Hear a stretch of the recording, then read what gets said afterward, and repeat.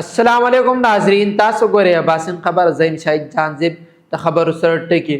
पिशावर और खैबर पख्तूनख्वा की द बारान होती जुबादुन इम्कान महकमा मौसमियात खबरदारी वर्कड़े मालकंड और रुस्तम के द कुर्बानी मालून मंडया ने गर्मी दी खुद कीमतुन आसमान तखतरी खबर तफसील सरा पिशावर और खैबर पख्तूनख्वा के द बारान होती जुबादुन इम्कान महकमा मौसमियात खबरदारी वर्कड़े په صوبایي دارالحکومت پېښور ټول خیبر پښتونخوا کې د نن نه د باران تیزو بادونو امکان ښودل شوی دا پیشګویي د محکمه موسمیات لخوا شوې ده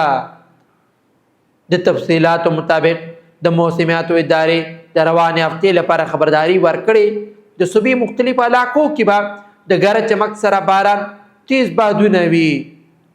دا سلسله به تر زیارته پورې وقفې سره روانه وي د موسمیاتو له مخې په چترال دیر سوات مالکند بټاګرام مانسیرا ابټاباد تورغر شانګلا او کوهستان کې د ګرد چمک سره د باران امکان دی همدغه رنګه پهري پور پېښور مردان صوابۍ نوشیرا چارسده باجوړ مومند خیبر ارکوزۍ کورم کوهاټ بنو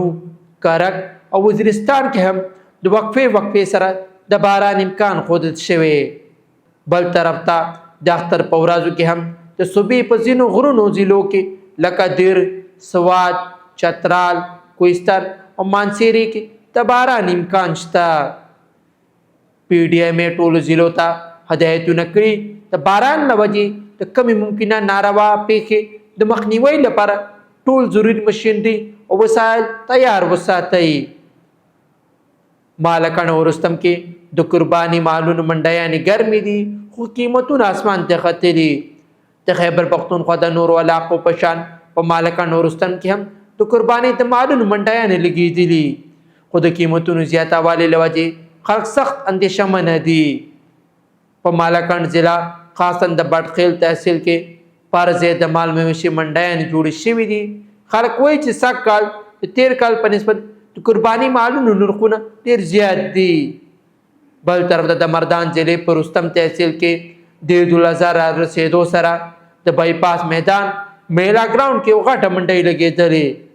هلته هم خلک شکایت کوي چې د مالونو قیمتونه اسمان ته ختلي دي خلک وایي چې د سنت ابراهیم ادا کولو وس نه لرو مال اخیستل د هر چا د وس نه بار وتلی